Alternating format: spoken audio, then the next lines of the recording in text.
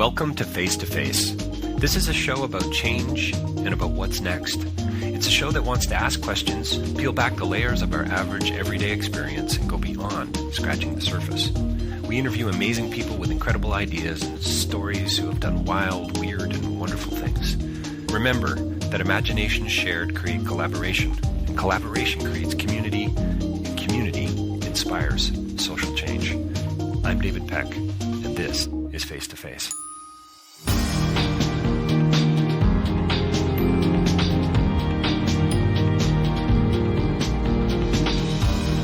So my next interview is with David O'Leary. He's a financial analyst. He's a consultant. He's a great conversationalist, has a great sense of humor. And we talk about a pretty serious topic in the finances. We talk about money. We, I suppose, talk a tiny bit about politics and worldview and so on. But really, this is about investing. This is about the future. This is about doing what you can right now during this COVID crisis, but it's also about, I think, and I think David would agree here, it's about developing good habits, better habits, I suppose, when it comes to things like budgeting and thinking about the future and about asking the right questions. And as David will say about, kind of pushing back against those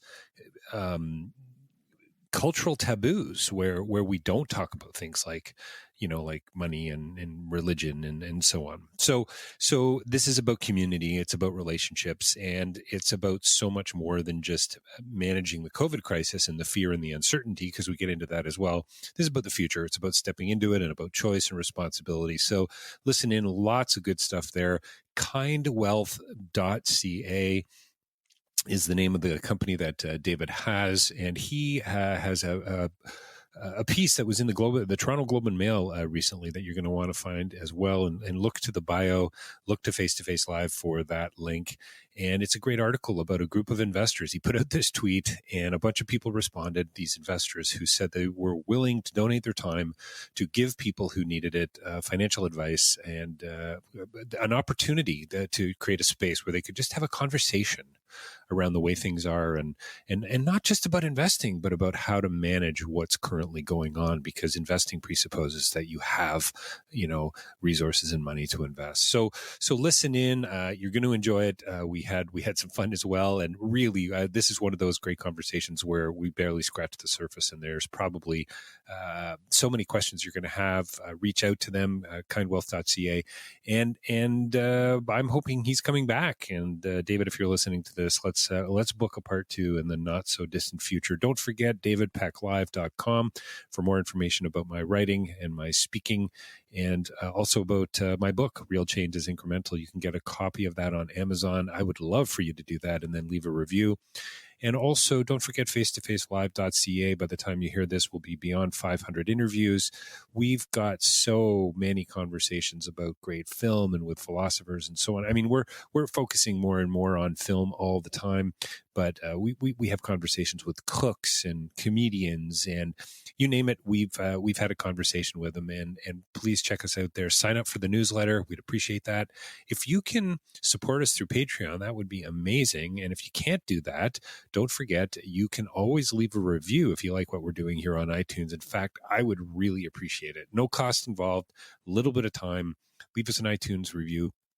We're going to be starting a contest soon to get more reviews, and I'm not sure what to do. If you've got ideas about what I could do to motivate people to to put an iTunes review online for us, we'd appreciate it. Social mediation is the key, and getting a little noisy about Face2Face would be great. So sign up for our newsletter, send it to your friends and family, tweet about us, and also you can advertise with us as well.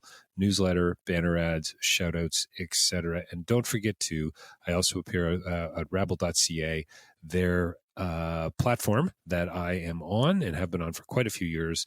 News for the rest of us, and a lot of other podcasters there and journalists and bloggers talking about things that matter. So stay tuned. Coming right up from Kind Wealth, that's kindwealth.ca, David O'Leary. Well, welcome to Face to Face. We're joined by a very special guest today. Actually, you know what? Our guest today, I've been hoping to have on for quite some time.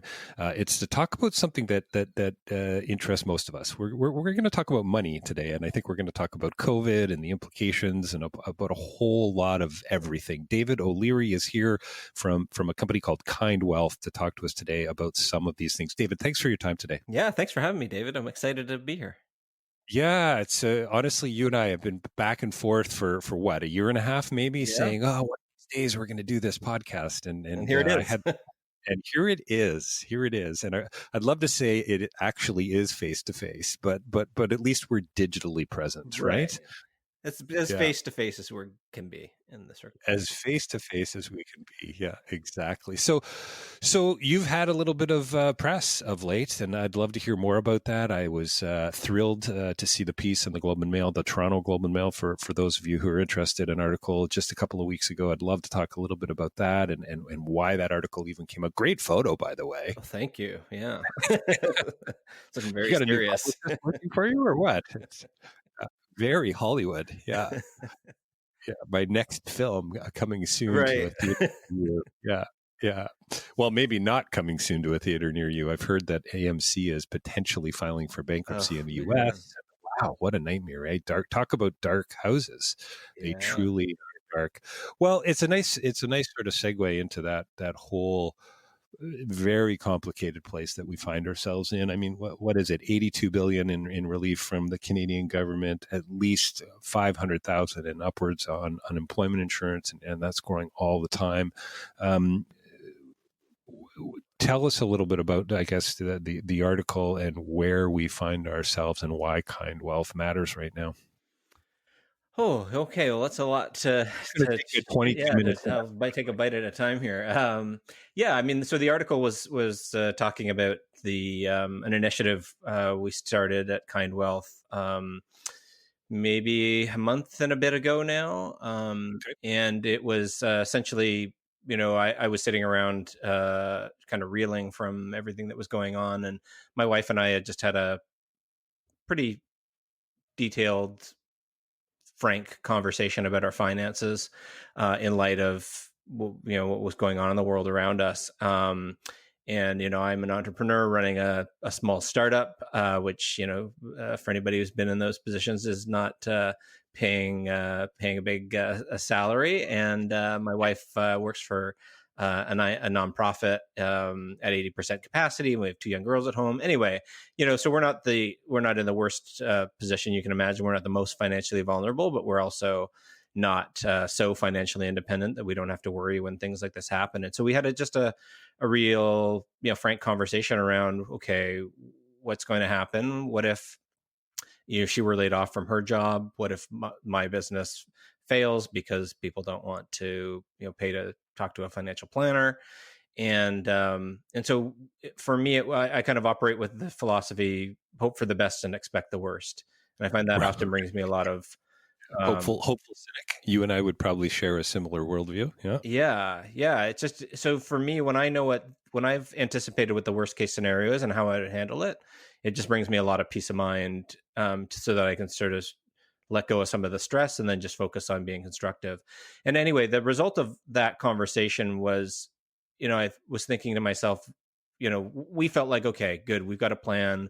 Worst case scenario, we know what we're going to do, and we're not going to be out on the streets. And that's partly just a function of we're privileged enough to be in that financial position.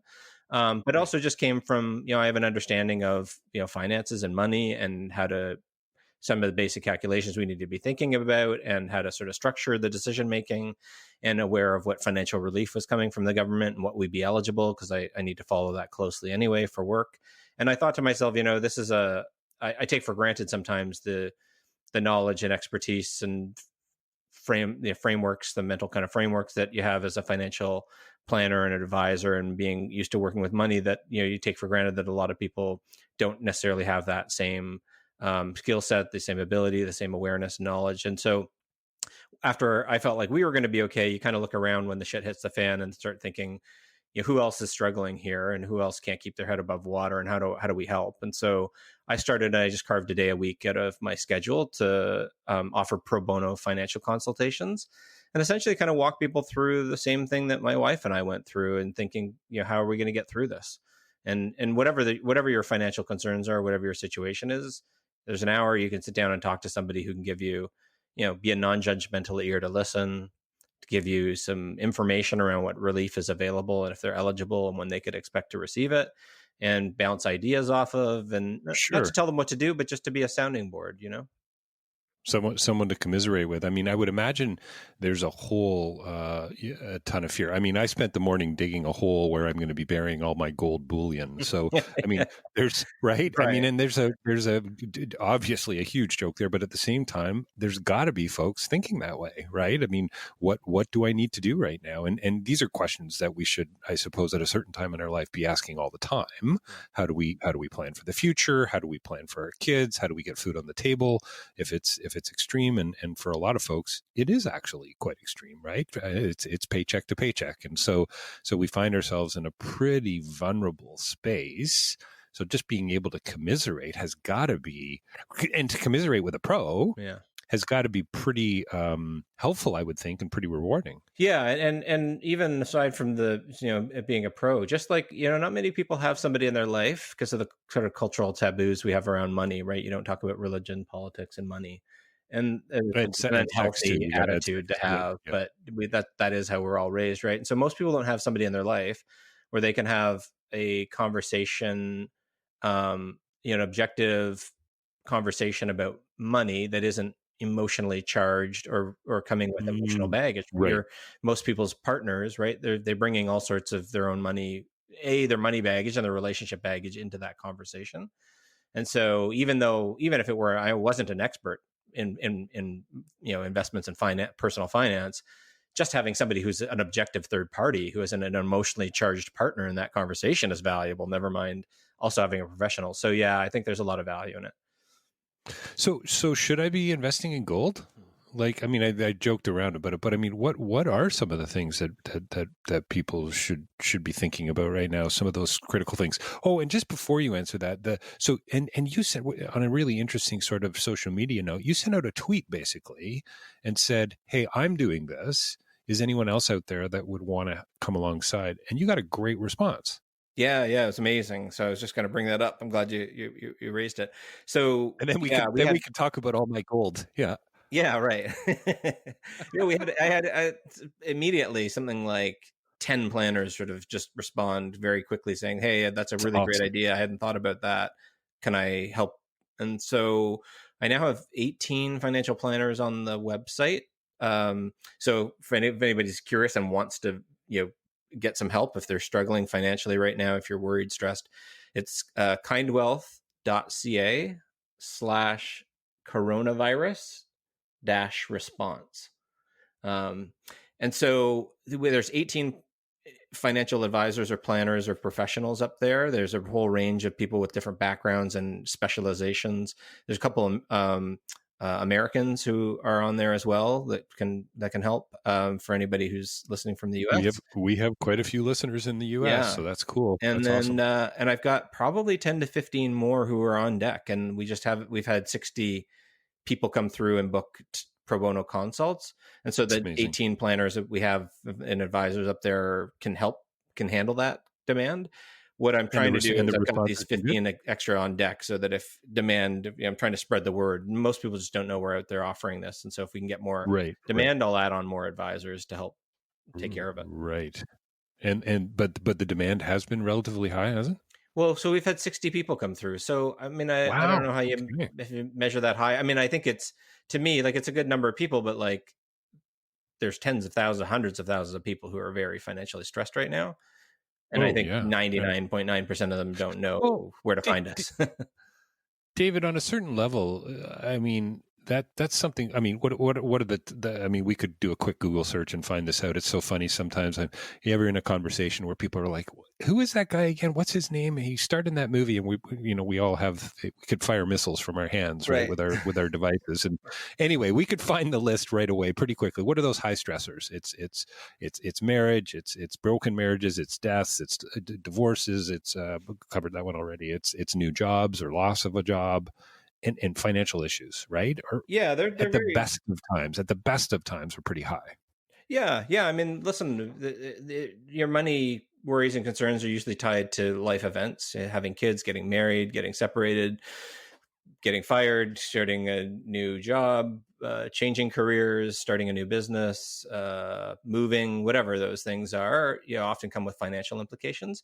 Now, those aren't the only things. I mean, just financial vulnerability. So, income under a certain level, income up to a certain level, you're over above in a certain level to meet your basic needs, and money doesn't solve any problems for you, but below a certain threshold, it certainly does.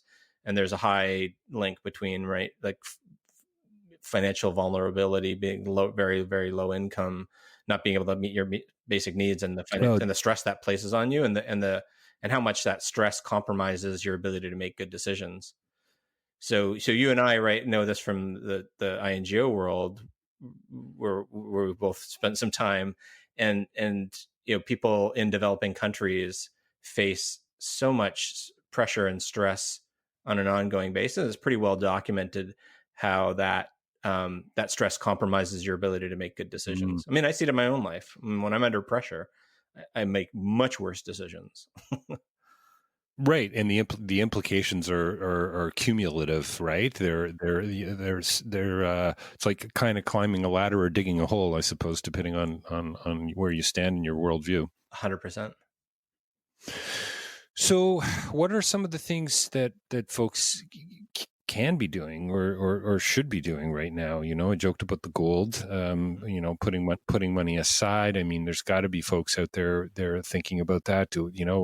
Is it about, if I've got the opportunity or the ability? I have a friend who does a lot of work in Cambodia and just recently posted this big piece of land, a Cambodian friend of mine who wants to sell that. And I'm thinking probably not the best time to buy a piece of land in Cambodia, Right. but maybe, and that's an extreme example, but maybe it's the best time, Right. or is this about hunkering down and scraping by? Well, so I mean, I'll answer a few different ways. I mean, even that itself, like if you're sitting there thinking to yourself, "Oh, what should I be investing in?" That's a place of remarkable privilege, and there's nothing Privileged. Yep. wrong with it. It's wonderful that you're in a position where you can think about, I've got some money on the Sure. side. There's, say, most Canadians aren't in that position. This is a bit of the problem why I set up Kind Wealth, and one of the issues I have with the way financial advice is structured in this country is that you pay for it as a percentage of the investments that you make. So your advisor takes a percentage cut from your investments, and that's how they get paid. And so when the reason, if that's how they get paid, then they're all going to focus on just serving the wealthiest Canadians, because that's who pays the pays highest the most. fees, right? But there's a whole It's quite ton of clever, right? Canadians. Because I never actually get to. I mean, I can ask about those fees, but I never really see them, right? Yeah. They're opaque for a reason. They don't want you to Yeah, be aware of them, yeah. and out of I'm sight, not, out of mind. yeah, I'm not being invoiced monthly. Yeah. So that's and whereas we do that, we charge flat fees and we invoice monthly. And this is not to get into Kind Wealth is holier than thou. It's just it's a big problem, Right. and a lot of Canadians don't even have enough that extra cash flow around that they even have the luxury of making a decision about whether gold is a good investment or not. So for those people, I would say, and I think for a lot of us, the vast majority of Canadians, the issue is like, just, am I going to be able to make it through these next whatever Right. number of months? Sure. And the part of the problem is we don't know how long this is going to last. So it makes it hard to plan. So one of the things we help people with, and I will get to talking about investing, because that is a concern for a lot of people too. But for the most basic, But again, though, it presupposes you have something to invest. yeah, and listen, there are Canadians who do, and those are some of the questions that I get from people. So I am Sure. happy to Yep. answer that. But the where we're also getting a lot of questions around, just, am I going to be able to pay my rent and my mortgage? So that there, we're just looking at, okay, so like what like figure out what your burn rate is. So if you haven't done a budget before, do a budget. If you've done a budget before, do it again, because what you're trying to do is like financial triage, right? Which is, so here's my income. I know what that is. And it's either up or, it's probably maybe down, or maybe it's the same if you're lucky and it hasn't been impacted. And then here are my expenses. And what you're trying to do is like, what's a want and what's a need out of all my expenses? What are things that I can't stop paying? And what are things that I can stop paying? And if you've done a budget before and you've been through that exercise of like, oh, what's a want and a need? do it again, because what felt like a need 2 months ago may It's not changed. feel like a need anymore. And there may be things you can cut out of your budget. So really what you want to do is cut as much as you can, and you're going to make some decisions around. There will be some gray area where like, well, I technically don't need this, but boy, I really don't want to have to cut this. So like figure out what your burn rate is. So I've got this much in income. I've got this much in expenses. If I keep these 2 extra things that I want to have, my Netflix and my whatever, my internet, high-speed internet cable, because I hate having slow internet connection, whatever.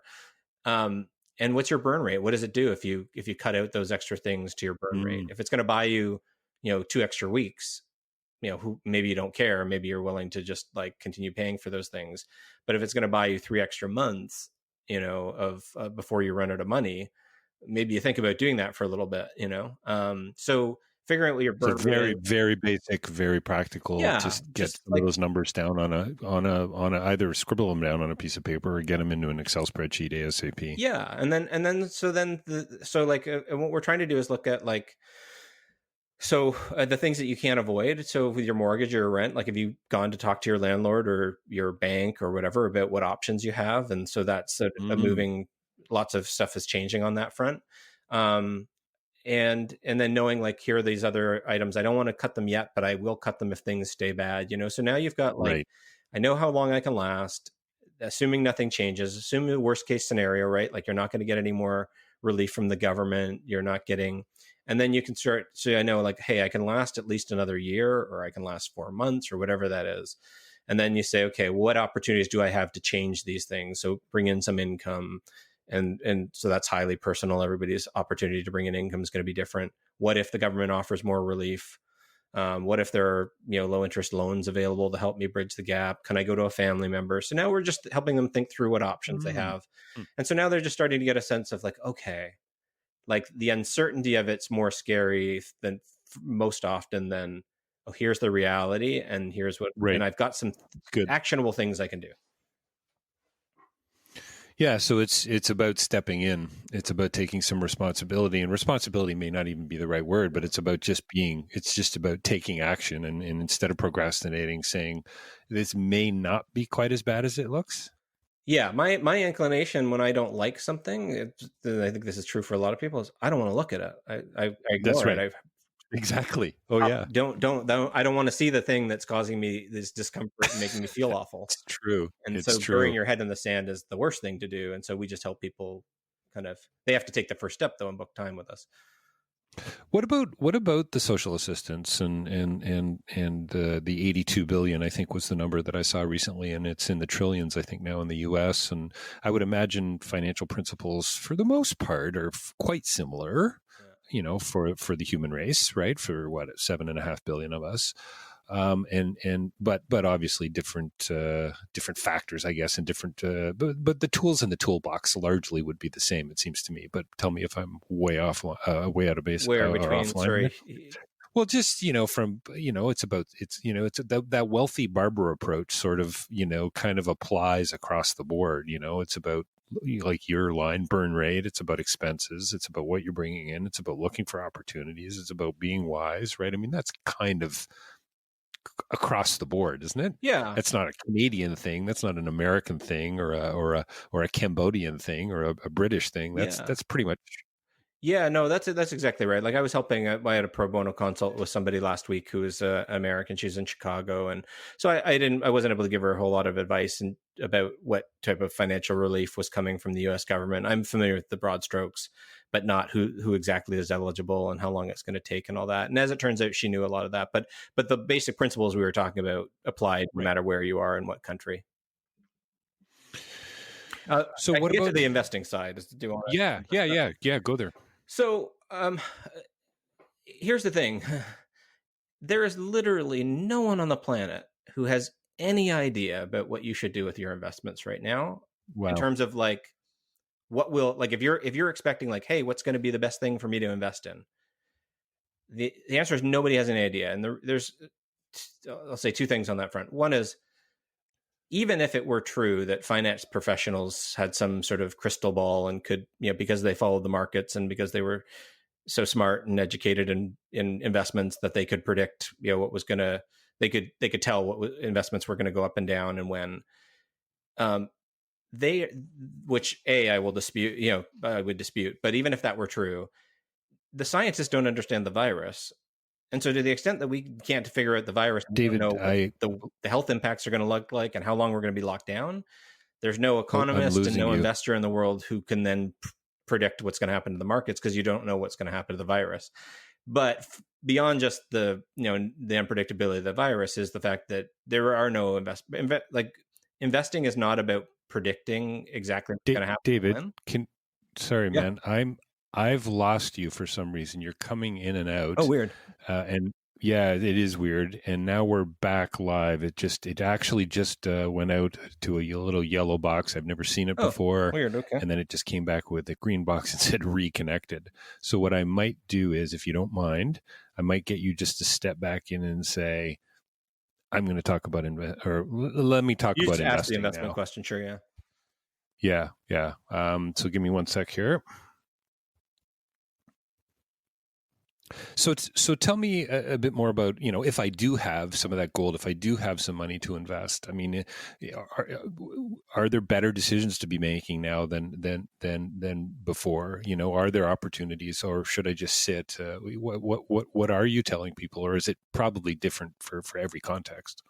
Yeah, I mean, I think there are strategies and things you can be thinking about, tactics or strategies you can take. But if the question is what's good, what can I invest in that's going to do well, or what can I take my money out of so that I don't lose money? The short answer is literally nobody knows. There's not an investment professional in the world who can tell you. And that's because, we don't understand. Well, there's two reasons for that. One is that's just not what investors do anyway. But even if they could somehow magically predict, because they were so smart and so knowledgeable of investments, they could predict what was going to do well and when and was going to do well or not. We don't understand the virus. And so we don't know how bad things are going to get from a health perspective. We don't know how long it's going to last, how long it's going to take for a vaccine, how long the economy will have to be shut down. And when it does get restarted, if it magically restarts or it's been, severely compromised. And so, sort of give up any sort of hopes or thoughts of like, oh, I'm going to try to play this or game it or try to make moves, in and out to make the most of it. Now, that being said, it doesn't mean to say that there aren't things that you should be thinking about and doing when it comes to investment. So, the question about, should I be buying gold bullion? That I put in the category of, if you're saying that because, you think the markets are going to continue to fall, they might, but they might not. They might rebound. And usually gold is seen as a store of value, right? So when the market's falling apart, gold holds its value, tends to do very well in those periods. But if we had a rapid turnaround and things got better, gold would probably do poorly because it would give up some of the gains that it's made as a result of all this uncertainty. So I kind of place that in the category of, sort of market timing. And I would call that sort of closer to gambling, because you just don't know, and nobody does. You're not going to believe this, but my pen just ran out, and I take copious notes usually when I'm interviewing folks. And I had found a pile of stuff from a trip that I did about 4 years ago, and I am writing with a Rio Las Vegas pen right now, just for the record. That's great. So that's hysterical. I didn't even notice it. Yeah. Isn't that fantastic? Yeah, because right. I mean, and I'd love to talk a little bit about that uncertainty, and I mean that's there all the time. There's always that dice roll to some degree, I suppose, right? You buy a house today. Oh, I should have waited 6 months. Or do you sell it today? Oh, gee, why didn't we sell a year ago? Right? Yeah. So COVID or no COVID, right? So there's certain sort of, and I think that's what I was trying to get to with that question about those certain sort of, not standard principles, but approaches, I guess, wise approaches to managing your money. Do you have any thoughts about is it just sort of, you know what, we don't know, it is deeply uncertain, seek some comfort in community, reach out to kind wealth? I mean, are those some of the pieces of advice, would you say, that are like uber practical right now? Yeah, I mean, I would say this. If you've got, so I would just maybe delineate between those who have money sitting around to invest, and they don't have it already invested, but they could, versus those who are already fully invested and now they're just worried Right. about like, what do I do with my investments? So let's take the former. We've got some additional money to invest. Should I take advantage of it? And I'd say, yeah, I mean, you certainly can. The markets have been very volatile. So 2 weeks ago they'd hit their bottom.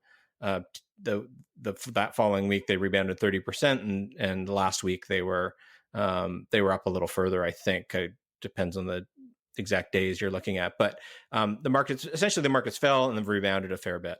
And so the question is, I don't know. I mean, is now the better time, or is 2 weeks from now going to be better than today? I think that's the gambling part. So you don't try to time and say, because no one can tell you. Like, I have no better knowledge of whether 2 weeks is going to be a better time to invest than today, or a month from now, or 2 months from now. So all you can do is say, hey, I've got this money to invest, and if you don't need it I would say you need a minimum time horizon of, I'd call it kind of 5 years, and maybe it's 6, 7, 8, 10 years. Right. Like the longer Right. you have to invest before you need to take that money out, the better I'd feel about saying, yeah, go ahead and get invested. Right. Because the markets can stay down for a long time. Sometimes the markets rebound really quickly, and maybe that'll happen here. But just because we rebounded fairly quickly from the 2008 crisis, the financial collapse, there's no reason to believe that this one has to rebound as quickly. We've seen periods historically where the markets have been down for as long as a decade. So I'm hopeful that doesn't happen here. It's not the normal sort of turnaround time, but it's certainly possible. And this is what we're going through is unprecedented. So that's why I kind of say 5 years is kind of the minimum I would say you'd need to have. If you need that money in a year from now, 2 years from now, don't bother. You don't have the time horizon. That you might as well just go to the casino and gamble that money. Right. You don't have the time. You don't have the time to wait for the markets to rebound. If you need if you need to take the money out because you're buying a house or you're paying a debt education, off or whatever it is. Yeah, sure. Yeah, the unprecedented, it's almost becoming cliche, right? To say we've never seen this before. This is unprecedented. I mean, it's not only is it cliche, it's true. But at the same time, we still need to kind of live our lives, and we need to act, and we need to sleep, and we need to spend time with others. Where does trust come into this for you? I mean, I know trust in your financial advisor seems to me to be something that, it's kind of presupposed, I think, but probably maybe not always there. Whoa, boy, we could take from a lot of different angles too. I mean, so one aspect of trust, and this wasn't necessarily where we're going with it, but like to take the dooms sort of people who are thinking about doomsday scenarios, I'd say you have to have some basic trust and faith that the world is not going to collapse and descend into anarchy and we reach an end of day scenario. If that's what you're worried about, and there's no reason to say you shouldn't be, everyone's going to have their different views and concerns, but we have to just operate when we're talking about investing in our finances and money under the assumption that the world is not going to fall apart. If it does, then we've got much bigger problems. So in terms of investment, that's why I say, like, if you've got a long time horizon, I'm almost absolute. I would say I'm as close as I could be to certain that the market in 15 years from now is going to be way higher than it is now. Right. Maybe it's 10 years, it will be way higher, or 5 years. But the shorter that time frame is, the less I'm confident that the market will have rebounded by then, because markets go up over time, but that's there's a lot of volatility in the interim. So trust as well from a financial advisor perspective. I mean, having trust and faith that there's somebody that can give you advice that you can feel good about. That they've got your best interests at heart. I mean, that's at the heart of what Kind Wealth is and why we pursue a pricing model that doesn't take a percentage of assets, but we charge people flat fees, because we don't collect any kickbacks or commissions from any financial products. And so when we tell somebody we think they should do X, Y, or Z, that person has no doubt that we're telling them that because we think it's in their best interest, because the only source of our income is from our clients who pay us for our advice, not because we get a kickback from a bank or an insurance company or some other financial services provider for selling our clients a product. So trust is really important with your advisor. Well, I think that's what I was trying to get to, David, was this idea that if you are in a position where either you can't sort of move, or because you don't have the money and your burn rate is high, et cetera, um, what you do need though is a community, and Yeah. you need someone to say, hey, I don't know what the heck's going on. It may not be your partner. It may not be your kids. It may not even be your closest friend. It might actually be somebody like one of the 18 advisors that you've got that you can actually build a rapport with, and eventually some sort of client kind of relationship down the road that says that's going to make more sense, from an investing perspective. But for the time being, it's about, holy smokes, I just got to rein it in a little bit here, because the world's not ending, or at least I don't think it is. Yeah. Don't need to build the bunker out back. Don't need to bury the gold. Just need some perspective. And I think that's what's so beautiful. And that's what was so wonderful about the Globe piece, by the way. What was the date on that? If people want to find that Globe article, Jeez. I it was like late March, but if you search Globe and Mail, David O'Leary, you know what, folks, we'll have a link for you in the bio on Face2Face as well. And maybe David's even going to, I don't know if you'll post the interview on your site, kindwealth.ca, I will. but you can find out more information there about David and the work he's doing. But yeah, I think, David, that's what I was trying to get to, was this sense of relationship, this sense of, what's your circle, right? Who are you going to build that rapport with?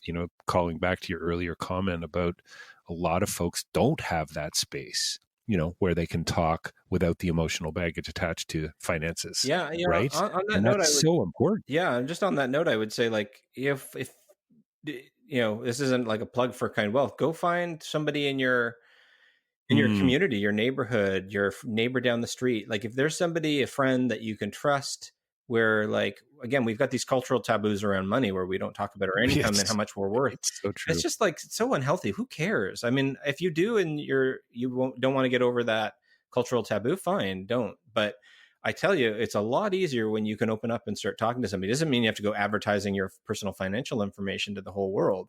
But if you can open up to somebody you trust, who can open up with you, and you can treat each other as a resource, to be that sounding board, to be somebody who can call you on your own, bullshit, or when you're, telling yourself stories, it's so valuable. Even just like being able to like process what's happening and what you're experiencing, feeling out loud to somebody is valuable.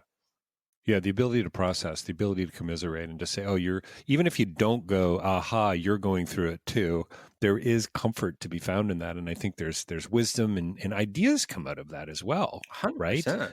New ways of thinking, new ways of approaching this. And I think what's so healthy about that, we have some neighbors just like kitty corner to us. And it seems now over the last several weeks, they've been kind of having their 6-8 of them, they're a little bit of their lawn party, and they're all like 6-8 feet apart. I don't know how they're having conversations, but it's kind of chilly out there, and we're going out for a dog walk, and it's quite lovely in its own way. And they're still building that community together, and that's got to be where we're heading in the hopefully not so distant future. But what I love about what you've done with Kind Wealth is you're doing it digitally, you're reaching out, and people have responded. And I think that says there's a need, and I hope people will hear, some of your thoughts and your insights today and say, okay, I need to step in. Like you said, reach out to you guys, but maybe it's somebody else. But the important part of the important takeaway for me is share, break down those taboos and step in, right? Take some, you're not asking people to take a financial risk. It's a relational one. Yeah. I think there's so much value to be had. And I'll just say, so I'm just a big believer that with, like, even the people like me in particular, who's, from the to the outside world, like I am a financial professional. That's how I hold myself up. That's my work, my job, my company is that. And so I am the type of person where I think other people would look in from the outside and go, oh, well, there's somebody who just like has it all together. They know what they're doing. Right. And we've got this, we create this, like, in a lot of us, we feel like, oh, I'm into, like, I'm not good enough. I'm not doing it right. Right. Oh, I don't have it together. Everybody else has it together. And people like me probably make others feel like that more than most. And so it's important. I've taken it on. Actually, I've just finished writing a piece. It's going to be on Friday, published on lowestrates.ca. It's called the Financially Naked series. And I wrote all about, I claimed bankruptcy at 23 years old because I had borrowed a whole ton of money in the late 1990s and early 2000s to invest. And it blew up in the internet bubble of 2001 to 2003 when that whole market fell apart. And I talk about it for the first time. This is the first time I've really talked about it since that all happened, because I was ashamed and embarrassed of that. And I think it's important for people like me, financial professionals and investment professionals, to admit our failures and our emotions and our insecurities around money, because it helps everyone else. Like if everyone else looks around and goes, oh, everyone else has got it together but me, and we're all thinking that, it's so unfortunate, because we're all feeling awful about ourselves because no one wants to let down their guard and let people know that, maybe I'm not perfect either, and I've got my issues that I'm working with. So I talk about, I just write about the whole experience of that and all the emotions I had around it. But I think it's important for all of us to have a role, and we can contribute to changing the culture around money. And I want to do that personally from my position, because I think I have the ability to move the needle on that front by sort of stepping up. Well, I love that. And I hope our listeners are going to look for that. And maybe by the time we publish the conversation, that it'll be online and we'll be able to point people in that direction, and maybe even socially mediated a wee bit for you as well. I think that's really cool. I think there's humility in that. There's transparency in that. And I think that's, for me, I often reflect back on my conversations on face-to-face with folks and think, what did we talk about today? And there's always threads and there's always tangents, but there's still this series of dots that are connected, right? And for me, there's a practicality to this, for sure, of that burn rate, sitting down, getting some numbers on the page, helping to bring that temperature down, hopefully, that emotional response temperature down, and then the idea of building community and commiserating with others, I think, is an amazing thing. Hey, do you know that my father died and I still couldn't tell you how much money he made annually? That was the culture I grew up in, right? He just didn't talk about money, period. Right? That and a lot of other things too, but money was definitely taboo. You're right. It's really interesting how that plays out. Just asking, have you got any gold buried in the backyard? I do not. Oh, come on. No, I'm a little disappointed. Yeah, my portfolio is fairly diversified. Actually not actually all that diversified. It's all equities, and I don't own any fixed income or gold bullion. I've had bullion in my portfolio in very small amounts in the past, and right. But nothing ever buried in the backyard. No, unfortunately not. Hopefully nothing's buried in the backyard that I don't know about. I hope that's a mix. That could be that could go a lot of different ways. That could be. Yeah, it sure could. Pretty morbid. Yeah. David, thanks so much for your time today, man. I feel, honestly, I so love these guests and friendships and the relationships that I've developed over the years with folks where I feel like we've barely scratched the surface. There's so much more to talk about, and I'll look forward to part 2 down the road.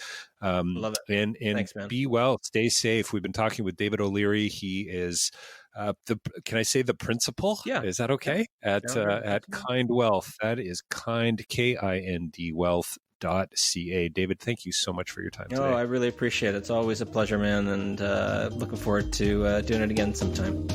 Same.